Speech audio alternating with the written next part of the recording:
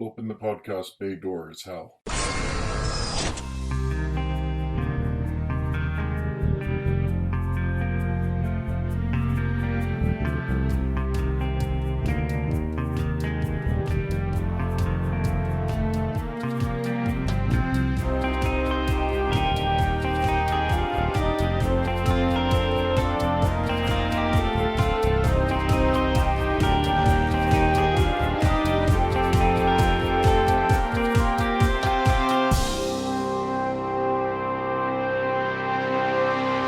Hello everyone, and welcome to episode 139 of Welcome to Geektown.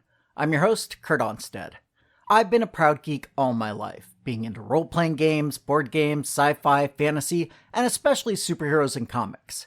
And I want to help others join me in those pursuits, but I've found that sometimes people can get overwhelmed or feel left out because they don't already have what some consider the requisite knowledge to be considered a fan. And that's where Welcome to Geektown comes in. Here you can ask your questions without feeling like a gatekeeper is calling you out for not yet being fully versed in every aspect of your new interest. In America, Thanksgiving just came and went, and so I want to extend my thanks to all of the patrons who help keep this show going. Justin Bailey, Lily Breen, Jesse Clark, Ricky Garvin, Rob Garrison, Aaron Woodward, Aaron Borst, Carla Hoffman, Lyndon Onstead, Julio Herrera, and Matthew Saint. Thank you so much for all of your continued support. One of those patrons, specifically Jesse Clark, wrote in with this week's question, as he wants to know more of the history behind a character he recently discovered himself. He says, quote, "I'd really like to know more about Constantine. What are his origins? Where does he fit in? He seems like an underutilized character that deserves more." End quote. Well, he may be currently underutilized, but as you'll soon hear, he's been a key part of the darker corners of DC's publishing titles for some time. First, let's get this out of the way. Constantine or Constantine? Well, the comics and the adaptations disagree. Consider us even, John Constantine. Constantine. Is it? I don't care. As you just heard, in movies and TV, he is John Constantine, correcting those who refer to him as Constantine. While in the comics, we have the reverse, specifically telling people to pronounce it Constantine. Since we're mostly talking about the comic book character in this episode, I'll refer to him as Constantine. Although, having watched many of the adaptations, I may mess up occasionally, and if I do, I apologize in advance.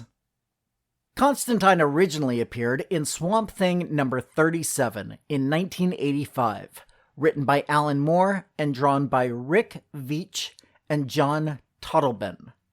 Artist Steve Bissette is also credited as a co-creator, as he was working on the Swamp Thing book as well, and wanted to draw a character who looked like police frontman Sting. And that is exactly where Constantine gets his trademark appearance, specifically being based on Sting's appearance in the late 70s films Brimstone and Treacle and Quadrophenia. The resemblance has been noted in the comics. In an early appearance, John's boat is named the Honorable Gordon Sumner, which is Sting's birth name, and in real life, Sting is aware of the inspiration he provided and seems to be pleased with it. This is why you almost always see John in a trench coat over a suit and tie, both at various levels of dishevelment. It's his superhero costume, even though he's a man who hates the tights and capes crowd, as he sometimes calls them. For someone who's not a fan of superheroes, John seems to get involved with them a lot. As mentioned, his first appearance was in Swamp Thing, as a recurring character, and then made a cameo in the Crisis on Infinite Earth crossover just 2 weeks after that original appearance, and has shown up over the years in Green Lantern, Green Arrow, Batman, and Challengers of the Unknown, among others. In 1988, Constantine got his own title, named Hellblazer. His book did its best to stay grounded in the dark fantasy/horror genre, and avoided mentioning superheroes as much as possible, Although even then, he does take a moment to note how those heroes aren't on the hook for property damage caused by their fights. It wasn't until 1993 that the more horror-tinged books like Swamp Thing, Sandman, and Hellblazer were officially cordoned off into their own imprint, titled Vertigo. Once this happened, those titles formed their own universe, completely separate from the world of Superman, Batman, and others, with just a few rare exceptions. John's book, Hellblazer, is the longest continuously published book of the Vertigo line, lasting 300 issues, the final of which was published in 2013. During that time, some of the greatest comic book creators have contributed to John's stories, including writers Jamie Delano, Garth Ennis, Grant Morrison, and Peter Milligan, alongside artists like Sean Phillips, Simon Bisley, Leonardo Manco, and the late, great Steve Dillon. I'm sorry I can't name every single one, but with as many as there are, a complete list would not make for good listening. Most of the writers of his ongoing title are from the United Kingdom, which makes a certain amount of sense, as John himself is a Brit through and through, being born in Liverpool. Unlike many comic book characters, John was given a specific birth date, May 10th, 1953, and was shown to age in real time as the book progressed, celebrating his 35th birthday in 1988 early in the series run, and his 40th birthday celebration being a plot point in the book 5 years later. In a 2011 interview, publisher Dan DiDio noted that Constantine was now a character in his 60s, although he hadn't quite reached that milestone yet if you do the math. As for his adventures, they've been wide and varied, as he fights ghosts, witches, but most often demons and angels, trying to keep their supernatural influence from affecting the regular people on Earth who just want to live their lives. In order to defeat all of these various mystical creatures, John has an extensive knowledge of the occult, and an inherent ability to wield magic, which has been carried down throughout the generations of his family. In addition to his magical powers, John is also both smart and streetwise, being able to either convince or just con people into doing what he wants. He's usually portrayed as a cynic, but despite that, constantly ends up going out of his way to help people, although often helping himself somehow in the process. And I think this is what draws most people to Constantine as a character. He's the badass with a heart of gold, even if it is a little tarnished. With a host of magic spells at his command, he can do nearly anything, but only will if the cause is one that he believes in. Sometimes that cause being himself. Constantine also helped break barriers, being one of the earliest characters at DC Comics to be explicitly stated as bisexual, making him a proud member of the LGBTQ community. The original Constantine's story ended in 2013 with his death, as foretold by the Fates, with his soul now spending its time at the Long Journey's End pub, a mystical location in England. However, by this time, there was a new Constantine whose adventures you could follow. With the 2011 New 52 reboot of the DC Universe, former Vertigo characters like Swamp Thing and John Constantine were brought back into the main continuity, albeit in rebooted form.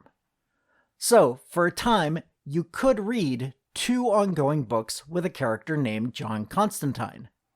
The mature reader's book in the Vertigo line, titled Hellblazer, with over 200 issues of history under its belt, or the Justice League Dark title, where a new, younger John Constantine fought alongside Deadman, Madame Xanadu, Zatanna, who, in both universes, he has had romantic ties with, off and on over the years, and others.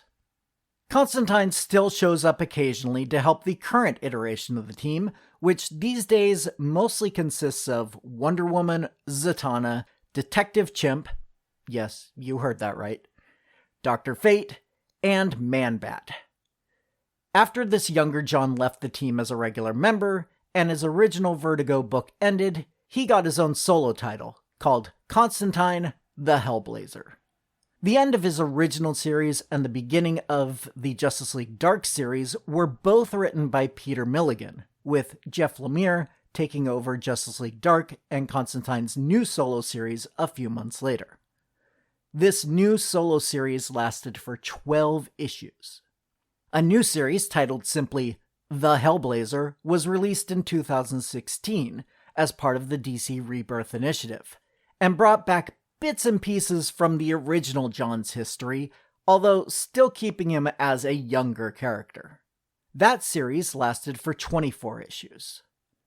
Currently, Constantine makes guest appearances in various books in the DC universe as needed, or wanted by the book's creators, but doesn't have any ongoing title that he is regularly a part of. In addition to his comic book history, Constantine has been adapted multiple times to the screen, both big and small. Keanu Reeves played an American version of the character in 2005, based in Los Angeles rather than London. Keanu has stated a desire to return to the character, and as of this recording, a sequel is said to be in development. More recently, the character has been portrayed in both live-action and animated projects by actor Matt Ryan. Matt was first cast as Constantine for the NBC series in 2013. The show only lasted for one season, but Matt has continued to play the role for nearly a decade, as he was first brought over to the CW-verse in the Arrow TV show as a guest star for the show's fourth season, then continued to guest star in the third season of the show Legends of Tomorrow, then was promoted to series regular the following season. Although this Constantine died at the end of season 6, Matt Ryan continued to star on the Legends of Tomorrow show as a new character named Gwyn Davies, who just happened to look somewhat like Constantine. Although with darker hair, glasses, and facial hair, it wasn't something that was noted very often. Matt has also continued to play the role of John Constantine to this day in various animated projects, including 2 Justice League Dark movies, a web series, and a recent appearance on the HBO Max show Harley Quinn. Constantine is also a member of the Justice League scene in a series of shorts titled Justice League Action, where he's voiced by Damian O'Hare. Most recently, we have seen 2 Constantines in the Netflix series The Sandman, based on the comic book series of the same name. Jenna Coleman, best known for playing Clara, the 11th and 12th Doctor's companion in Doctor Who, portrays 2 different Johanna Constantines, one in modern times and the other her ancestor from hundreds of years later. The modern version of Johanna was originally John in the comic stories being adapted, while the elder Johanna did appear in the comics. In addition to potentially making appearances in future episodes of The Sandman, which thankfully has been confirmed for a season 2, there is also talk of a spin-off show for Johanna herself. In addition to all of these adaptations, John has been homaged or parodied multiple times from other creators who are fans of the character. DC's desire to keep the Vertigo characters out of the main DC line forced both Grant Morrison and Phil Foglio to create analogs of the character in Doom Patrol and Stanley and His Monster, respectively. Ironically, Doom Patrol later joined the Vertigo stable, so Willoughby Kipling, the very similar character Morrison made, has now crossed paths with his original inspiration. Both Marvel and CrossGen Comics had references to Constantine in Magic-focused books from each: Hellstorm at Marvel and Mystic from CrossGen. Of course, they were both oblique enough to avoid any legal entanglement. Later, Marvel parodied the occult detective in a mini-series titled Pride and Wisdom, a spin-off from the Excalibur title, with a character named Constant Johansson, who was a chain-smoking British woman in a trench coat who had a penchant for accidentally getting her friends killed while investigating. Finally, the long-running show Supernatural dressed the angel Castiel in a trench coat and suit specifically based on John's well-known and well-worn attire.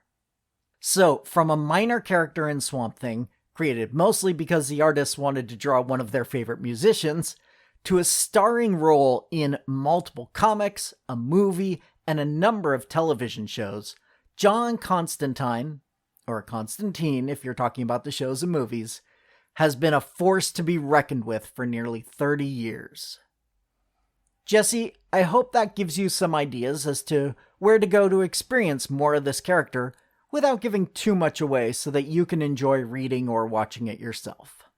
Now, if there are any other characters out there you want to learn more about, or if you have any other questions about comics, board games, sci-fi, fantasy, or other geeky subjects, please send me an email at welcometogeektown, all spelled out, @gmail.com. Or ask your question anonymously if you prefer by clicking the Submit a Question link at www.welcometogeektown, the number 2 in this case, geektown.com. And you'll likely get your answer on a future episode. Other contact options include facebook.com/welcometogeektown or Twitter @geektownpodcast. Also, if you'd like to support the show directly, come join the Patreon at patreon.com/welcometogeektown for just $1 per month to get access to full scripts of the shows, audio outtakes, and a monthly shoutout. You can also help the show grow by subscribing and giving a 5-star review over on Apple Podcasts to join the Geektown City Council, which helps other people find the show, so we can all tell them, welcome to Geektown, population, us. Welcome to Geektown is written, narrated, edited, and produced by me, Kurt Onstead. Theme music is by Aaron Lovitz, logo art by Archie Santana. All of their sound clips are the copyrighted material of their respective owners, and no infringement is intended, falling under fair use.